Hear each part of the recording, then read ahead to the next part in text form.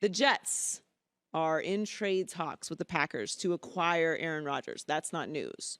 What is news is that they have signed Tim Boyle to be the backup for Aaron Rodgers. He was a former teammate of Aaron Rodgers, certainly not someone that Aaron Rodgers would consider to be threatening for his position. That's important. He speaks very highly of Aaron Rodgers. That's also important. And it's a human body at quarterback that is not named Zach Wilson, which is also important. Not a huge move, but again, just another tick in the direction of getting this deal done. And they're familiar with each other. It all works. I think this deal will get done. I think it's in the pause mode. They're reading some things today that it will get done around the second day of the draft. The moves are already set. They just don't want to make the move too early. Everything's essentially been agreed upon. I think that the Packers are still pushing for the first round pick. The Jets don't want to move off of that. Understandably, of course, you never want to move off of a first round pick if you don't have to. I don't know why the Packers wouldn't force them to move off of it. But regardless, I think this deal gets done. What is confusing to me about this deal is the expectations. So we talk about this almost every day in the media.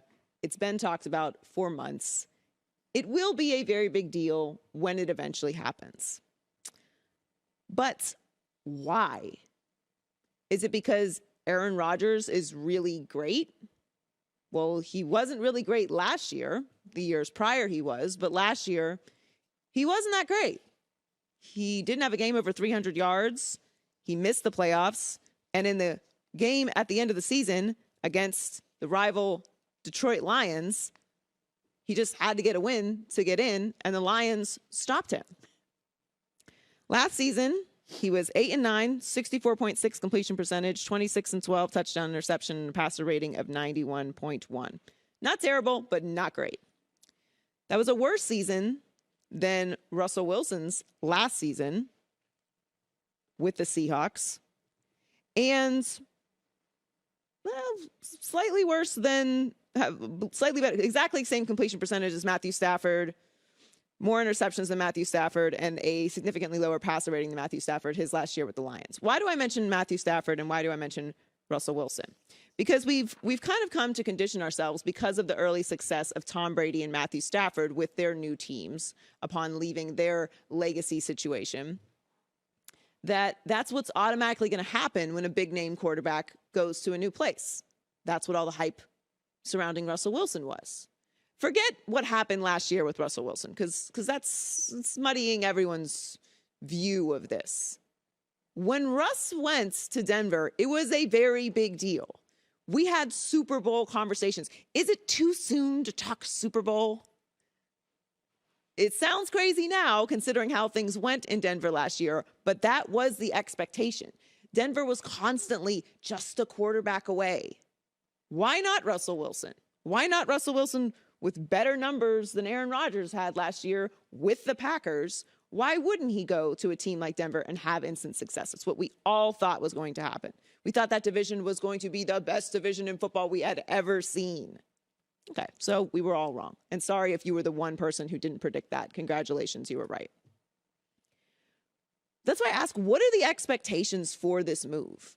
Because believe me, I spent 1 year as a Jets fan in 2010. It was a wonderful year. I enjoyed myself. But the Jets have been bad for quite some time. They have needed a quarterback. I don't know if I can go as far as to say they've been in a position to be a quarterback away for a long time, but it did definitely feel that way last year. If they had even remotely close to competent quarterback play, they would have been in the playoffs, I believe. But is getting to the playoffs the standard for Aaron Rodgers with the Jets? For some people, it is. I ask this question to people a lot when we have this conversation. What are the expectations for Aaron Rodgers when he gets to New York? Is it just that they make the playoffs? If that's the case, I don't really know why we're talking about this so much. That's the standard. Just get the Jets to the playoffs. That's success for this move that we've talked about almost every single day since it's come out. I mean, it feels like the Jets are going in the wrong direction if that's all the expectations are. Now, if the expectations are higher, well, then I have to start questioning if this is a realistic move. Why do I mention how Aaron Rodgers was last year? Why do I mention how Matthew Stafford was and Russell Wilson? Well, Matthew Stafford and Tom Brady went to significantly better situations than Aaron Rodgers was going to with the Jets. Let's take out how Aaron Rodgers played last year. Let's assume that had other factors and it was the injury and he didn't have a connection with the young receivers. Let's just pretend Aaron Rodgers is coming in as somewhere between the MVP and last year. So decent player. Well, we don't know what Robert Saleh is as a coach. He's 11-23 as a head coach. Tom Brady went to Bruce Arians, who in 6 seasons had 2 playoff appearances and a playoff win without Tom Brady. He was a coach of the year. Bruce Arians was a legitimate head coach with weapons in place and had some postseason success before Tom Brady joined him.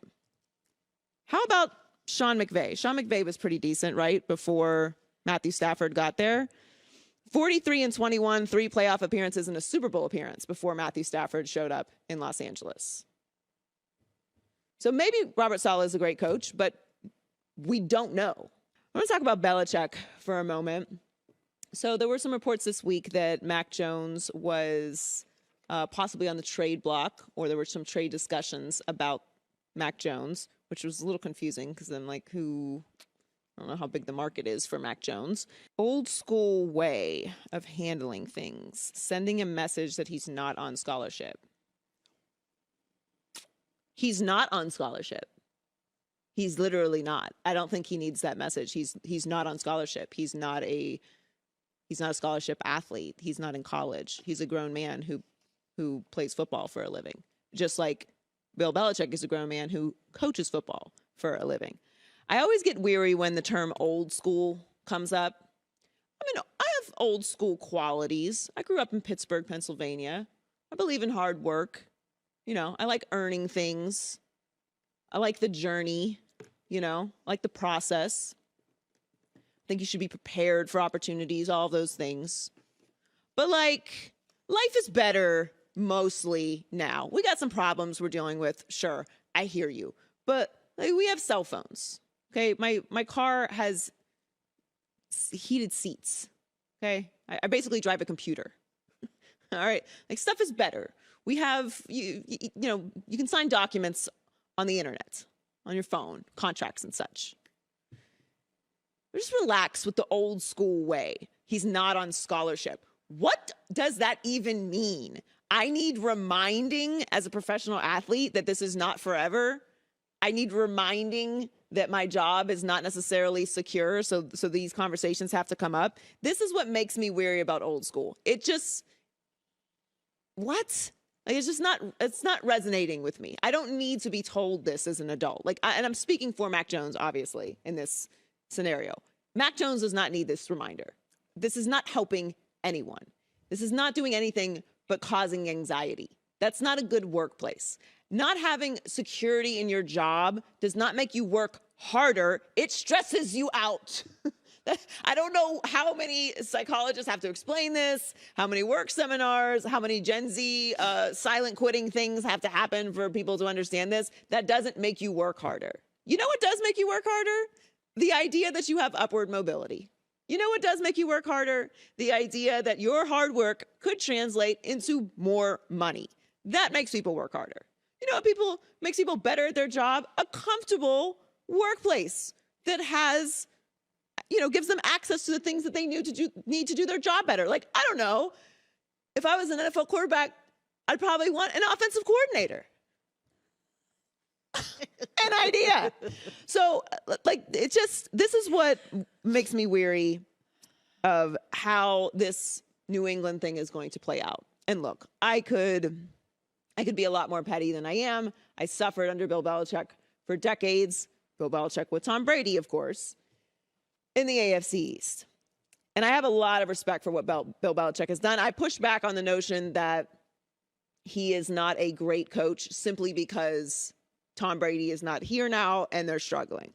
I think all things had to happen at once. I think he had to have the perfect type of quarterback for the way he wanted to run his team, which is what Tom Brady was.